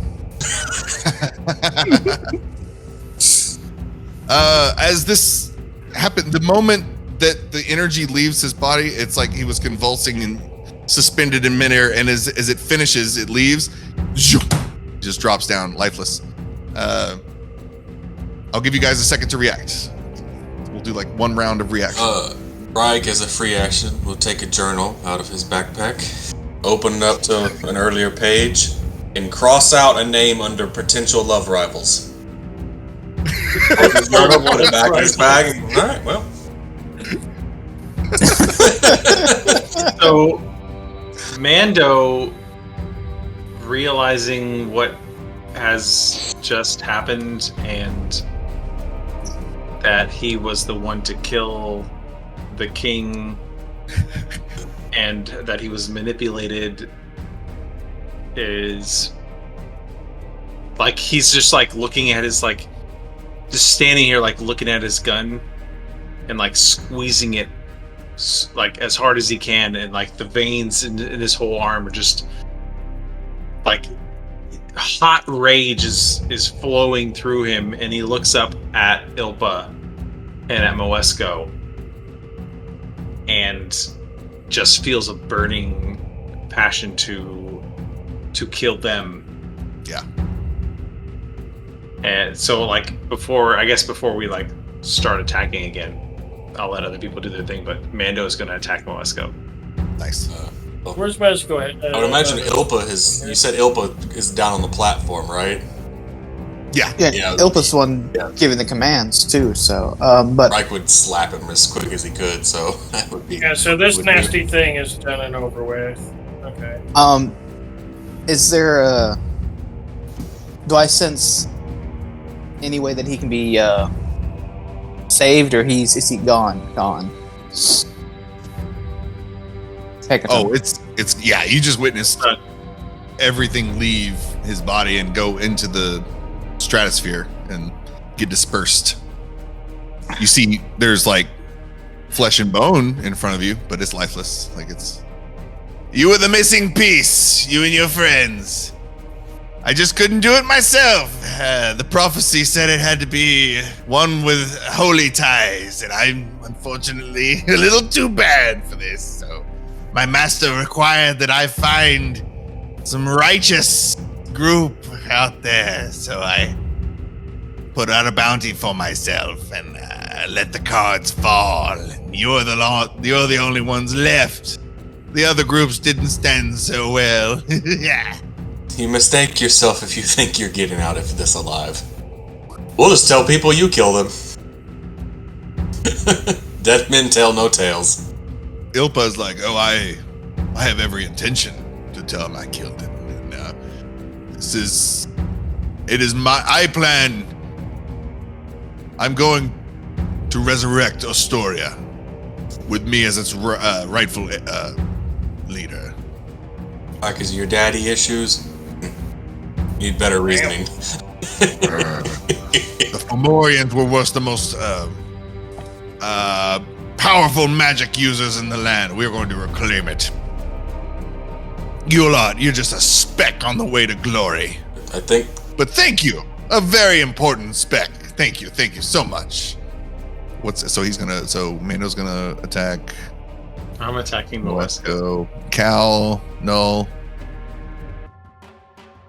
So we got to deal with this guy. Where's my Moesko in terms of this? So this guy's dead here. Right here. Moesko. Well, It's like floating over the balcony. I guess I'll move up to start. Big. Okay. Big guy over here. As everyone, yeah, go ahead. Bring my spiritual weapon around. Nice. And within 5 feet of it, right? I can smack him with it? Yeah. Alright. 23 to hit? Yeah, so we can do we can do one round and then the next thing will happen. So Cal kicks it off. We'll not worry about initiative. We'll just do the one round. Okay. 23 to hit? Yeah, 23 hits. For 7 force damage. Just smack him right up shoulder or whatever. As it's coming around, coming closer, it just hits him. Really frustrated and... For 7 damage. Nice. Okay. Very good. He's gonna look way cooler when I have an actual token. It's not just a giant Ilpa. Fairy. Imagine like actually very handsome now that you're close. Noel and Cal and Mando, you're like right up on him. The purple and green. I say purple and green, but he's not like Barney and shit. It's like a purple-ish hue, a green-ish hue to the skin. It's not like like a crayon or a marker purple. It's more organic than that. Also like strikingly handsome, like a good looking guy. Big everything's big so you can see everything really well.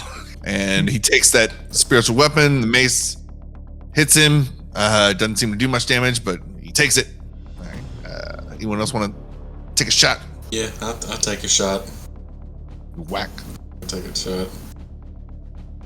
Reckless attack. So actually, Greg, he's going to use his reaction, and well, first of all, those would have missed. But let's say you did. Let's say you did it. As you're coming in, this is also goes back to session 2.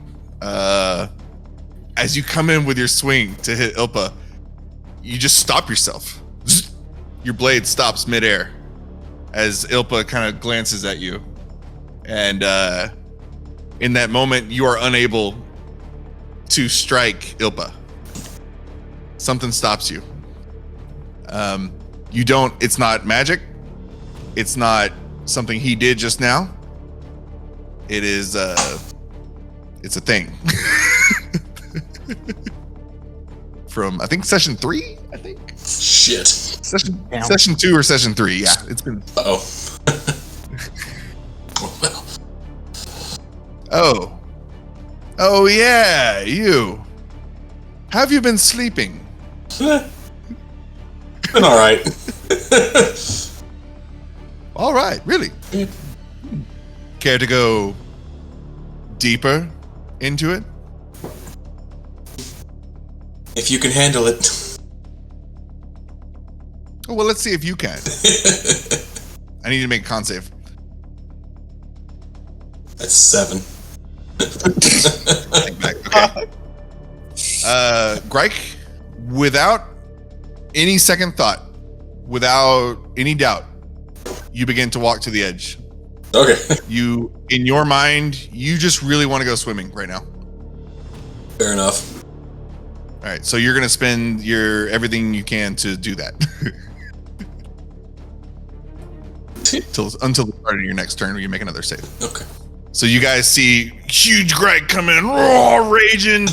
That halberd just stops right before it hits Ilpa. And you've never seen Greg. I mean, Greg is Mr. Slam, so like, what's going on? And then Ilpa looks at the rest of you as he sends Greg walking to the water. This really was a thing. This is the campfire. My favorite. Okay. What was it? Mando and Null. So Mando is... How far away is Moesko? Like, is he 10 Only feet? 10 feet. Let's say maybe 20 out, 10 up. Oh, so I can't. I could potentially jump to him. Well, I have a jump spell. Oh, with your spell, yeah. Yeah. But that's an action to fucking cast. Good bonus action, right? So I'm gonna do something that I'm not sure if it's gonna work. But hail. Let's do it for the story. Hail. I'm gonna back up one to like get a running start, or maybe I'll just back up one this way so I'm not outside his melee attack range. But I'm gonna run at Moesko, and as I'm running at him, my shoulder cannon is gonna fire at him. Yes. And attempt to knock him down, essentially knock him prone so he starts falling. So we'll start there. Nice.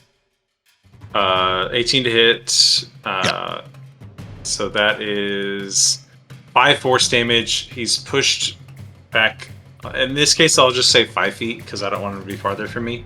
Okay. And he's knocked. If I can, I actually don't even want him to be pushed back. I would prefer he just be knocked prone and begin to fall. If I can do that. You can't. As a reaction, Moesko, he catches the impact as it's coming in, and he does take the blow. He does take the damage. But switch! He just yells, switch! He switches places with this Hulk here, off to the side, and they magically just like boop, boop, blip, and one is the other all of a sudden. Can Hill Giant move? Does this hill giant fall again? Oh, sorry. Hill Giant had jumped up at this point. He's already on the platform, yeah. Oh, yeah. And then we got Dead from Orion. I'll just move him. Well, actually, rest in peace, King Hekaton. Fee sad. So if that happens... Oh, and then actually the new guy takes the damage, not Moesko. So the Hulk takes that damage. So I imagine that I was running toward him to like run and jump. Nice. When that happens, so I still probably would have jumped. Yeah. And in order to like try and meet him on the way down. Good, yes. But seeing that he swapped places, I'll have jumped. Let's say I'll jumped this direction.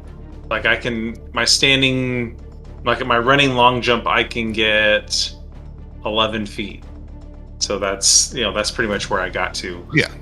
As I'm falling, imagine the parabola going down in this direction. I'd like to use my Mando Thorn Whip to try and grab this corner here and essentially swing around Nice. I mean, yeah, hell yeah. Slap So threat. that I can be closer to Moesko and not fall all the way down. That's cool. And say, "You're not gonna get away from me that easily, Moesko." Like in his most like angry, voice reverberating within his helmet sound. No. Did you have anything to do? Let's see. So you're going after that guy. Okay, I guess we're just slapping this guy here. Let's do.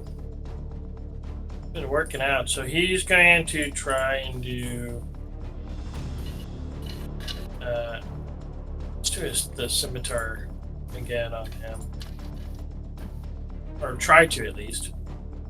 So that's a 14 to hit. 14 misses. I think. 13 misses. Okay. Let's do a flame blade now. Man. Is Bless still active, or is that just something that? Yes, you can add it to one Sure. attack. Let me add it to the last my- one. It's my bond. Yeah. Yeah, let me add it to flame blade to push it to a 16 to hit. 16 hits. Okay. So it'll be 3d6 that we've got. For a total of 12 fire damage. Nice.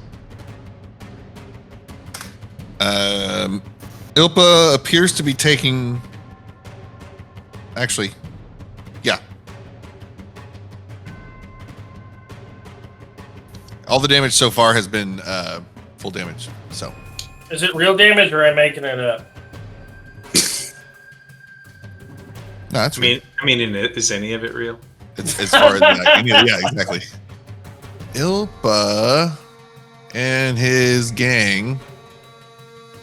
So Ilpa, he's being hit by all these attacks, and it's doing some damage, but it's not really affecting him too bad.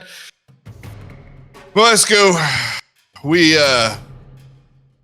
I think we've had our use of these men. They've done what I needed them to do, and now it's boring. I think it's time to go see what all fun happens after this. I think we should go drop in on some friends and see how this Ordning's going to shake itself back. No? Moesko, yes, master. Whatever you say. And is going to. You see portals start to open up. Moesko grabs his staff and does the ping thing again on the invisible floor, and you start to see a couple of portals open up. I've seen this movie. We'll say pretty much in every corner where the henchmen were hanging out. And we'll say they're horizontal, these portals. So the guards on the sides, all the hulks, they see these portals open up, and they're going to just like their final ninja moves, just kind of release from the bricks and fall into these portals. And likewise, the Myrmidons, you see, oops, I'm making accidental dots everywhere. The Myrmidons lose their inner elemental energy, and they kind of just deflate, and the armor clink clink clink falls down on the ground. Everyone is gone except for Ilpa and Moesko and the hill giant. And Moesko, actually no, sorry, Ilpa, before he steps through a portal, is going to shout toward the sky, and he says, Ilpa says, "Old Hydra, try to clean up as much as you can. Don't leave anything behind, eh? We'll see you at the next checkpoint." And then he steps through a portal. You are left with a raging hill giant. I'm going to delete everybody off. And Thunderglobe above you begins to shift. The face that you guys saw in the water earlier Everyone sees it now. Let me turn the green back on. Dun, dun, dun. Dun, dun, dun. The green in the lighthouse is still strobing up there as these one by one, the Hulks and the jump through the portals and the Myrmidons deflate as Moesko and Ilpa exclaim toward the heavens, toward old Hydra. Let me write that down. Old Hydra. And the face in the water appears, and what you guys only saw for a fraction of a second earlier, Thunderglobe changes. It starts to warp, and it all kind of, if it's a sphere at once, it goes to one side. And you see the same size as the whole Tower of Storms and the earth beneath it. Imagine that size, but it's like a water, not humanoid, but a giant sentient tidal wave looking at everything. And so as soon as the Thunderglobe is dropped, everyone, and it's not fair that only Mando has the helmet that works, so I'm just gonna kind of moving forward, if it's like a Fandalorian thing that everybody needs, it's gonna be nanotech. We're gonna explain it away with nanotech. So Tony Stark has entered the chat. Exactly. Yeah, no. Everyone hears as soon as Fanotech. Yeah. Fanotech, yes. Fanotech. Trademark. Okay. As soon as Thunderglobe fails, as soon as it de-spheres or whatever, everyone kind of hears, hello. I've been trying to get through. Where? I'm coming. And everyone hears Seven charge through. And I meant to, sorry, you guys burned through the Fomori. There were supposed to be moments where during the battle against the giant, you guys were going to see impacts happening in Thunderglobe, like Seven was trying to break through earlier. That was supposed to happen. My bad. So he finally does. Story's been great so far. Don't say anything. Yeah. He's going to cast a spell called Dark Star into the center of Ol Hydra at his max level. Sure, that's not the plane. Right, that's a good name for a plane. And for a brief moment, yeah, he's going to cast it for. Ooh, nice. Okay. Seven comes in and pulse torpedo. He shoots a torpedo into the kind of center mass of Ol Hydra, of what the thing was called, Ol Hydra, and an explosion happens, and it's kind of like an implosion thing. It sucks energy into it, like a gravity bomb, dealing. Well, I was gonna say the gravity bomb that Boba Fett releases out of the slave in the asteroid belt.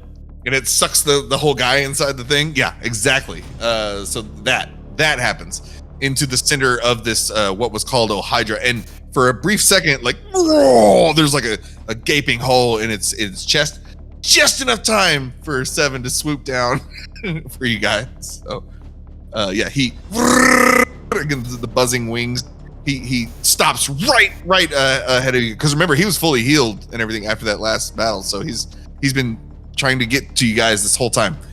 But I'll say you guys have like a brief moment to get out of dodge. Well, they still here, or is Ilpa and Moesko? Oh, sorry. So they before Seven descends, they had stepped through a portal. Sorry. They said they're done with you. Clean up, clean these guys or whatever. Sorry, I don't know. So this big entity and the hill giant are our two enemies right now. Yes, you have a hill giant standing there, and then you don't know what it is, but looks like the ocean is fighting you. It's like the ocean has come to life. Is Greg still about to jump off? So I was about to say, it's like, Greg's still trying to swim? He's still compelled. Okay, cool. Yeah. Yep. Cool. And the song's still going. So I won't do a new check because you guys already saw Hecaton, but for the purposes of Greg, at this point, Greg, you would have, let's say you're like just going over the ledge. You're just going for a swim.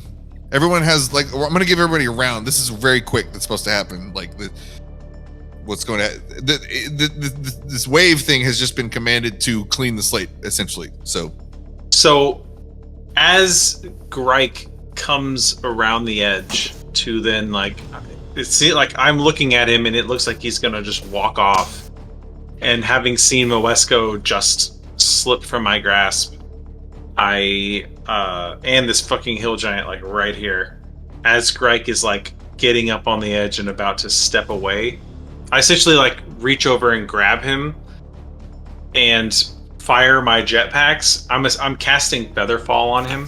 Yeah. Fuck yeah. Well, so that he doesn't plummet. But like I grab his shell and I'm like boosting, trying to keep him from falling, and aiming, like calling 7 of 11 to come pick us up before he falls. This wave takes its core that was just damaged fills back up. I mean, he's water. And then he takes kind of a cobra striking pose as it starts to rear back, and you get the feeling like something's about to happen. We gotta get out of here. Again, the hill giant, just like you see the hill giant completely, like doesn't care about anything that's going on around him. You see him start to look around the ground, and he starts grabbing whatever object is nearest and starts shoving it into his mouth. I'm talking like random debris, like broken parts of shields, like ash, like mud, until he finally grabs Hecaton's, lifeless, let's say leg, and he's like, and his eyes just light up, and he starts chowing down on the dead storm giant, just consuming everything he can see. Not concerned with the tidal wave or anything. Oh shit, do we need to get some sort of proof of Hecaton? I was supposed to say, is there anything... Can we grab, can someone grab the broken scepter? If it's close to Noel, he can attempt to grab it. Yeah, I call it, grab the scepter! Go, Gadget Extendor! You're stopping Greg from falling, so you... I'm stopping Greg from falling, yeah. Okay. I was gonna try to command, but it's wisdom, and Greg's good with wisdom too. But yeah, so we are going to get ready to get out of dodge. We'll say as 7 descends, he starts to do a 180 so that the back bay can open up for everybody. And as he's coming down and the back bay is opening up, Mando flies up, lands on the main deck. As he sets down, everybody has just like a brief second to get on there as 7 starts to take off. And you guys are looking back, and the hill giant is just ravenously feasting on the flesh. It's almost like euphoric, like screaming, orgasmic, like he's like freaking out that he like a piñata of flesh that he's just found. He's chewing on it, scarfing it down. And yes, everyone is on board as 7 and as you guys barely get out. You know what? Let's see. Dice. So I as everyone like boards, I call out, restrain Grike, because I'm sure he's still trying to like walk off. I imagine Grike's trying to walk towards the massive crashing thing of water. Okay. So you guys do not take damage. The dice say you don't take damage. Imagine like surfers, how they're just at the cusp of that wave as it's like just about to crash. That's how you guys make it out of there. It's like you're feeling the ocean spray up against you as this tidal wave, as you barely make it out of there. And as you escape on the Neverweakened, looking over, you see this huge tidal wave just crash down. That cobra formation strikes down on Tower of Storms. And as you are flying away, the green strobing of the lighthouse, you see the tip top of it falls into the sea, and the green pulsing stops as everything, including the earth beneath the tower. So like not just the tower, and the water like it's sentient, so it's like keeps crashing back and forth until there's just, I mean, this probably would take, I don't know, maybe 2 minutes total if you were to observe from a safe distance, as just the Tower of Storms is no more. It has been wiped from the face of the earth. As soon as there is nothing left, that you can't tell that the water goes anywhere. You can't tell that it's any different from any other water around. It's just like as soon as its last strike is thrown, it just collapses, and then no face, no water, no tower, no sirens, nothing. It's you guys in the air above a beach, and there's still a giant crab down there. We'll say that. The crab is still there. Is Greg still trying to leave the Neverweakened? We got him on board barely, I guess. Someone command him. Someone, do something to hit him on the head. Yeah, you'll need to restrain him until he can. After a long rest, you can check again, but you're gonna be compelled to go deep until Awesome. you succeed. Also, there's gonna be so Greg has a plot point coming up that's gonna be a whole thing that you won't have to. This isn't permanent. You will have an opportunity to permanently get rid of this, but it's a backstory thing. So Awesome. yeah. So fun fact: a better roll earlier in Moesko's office would have revealed that the tub near the brain matter and stuff was Hecaton's crown. That was his. Oh shit! But the dice didn't want you to know that, so Damn. didn't go with it. So, first of all, I mean, I'm assuming we're gonna kind of call it there. Yeah. But we can open right there, though. Like, Right. Awesome writing. thank That was you. good. Like, I both hated it and loved it at the same time. Yeah. Yes. I knew It's something like- was coming. I had assumed stuff back, even like the stuff with the Crike with Ilpa. I was like, okay. I was like, I figured something was gonna happen with that because it's like, for whatever reason, Greg did not like him. And then after those visions he kept having, I was like, okay. If Mando was motivated by a bounty and, kind of a general sense of duty to fight against Talos or whatever, Mando's got a reason to fucking hate people now. Been duped, bamboozled. Yeah, it had. I was Right. fake. Ooh. By a fae. It's been a lie. All of it. A lie. So, So there's that. That's cool. I've been waiting a year to. It's been a whole year. Been sitting on that. Oh, yeah. Oh, that's been your plan from the start? Yeah, the Ilpa was the bad guy the whole time. I imagine that like evolved over a year, but kudos to you if that's. I love when The those Ordning- long-played plans. I like that. never accepted that the Ordning was just going to be a thing that was run amok and you guys got to go fix it. That was fucking stupid.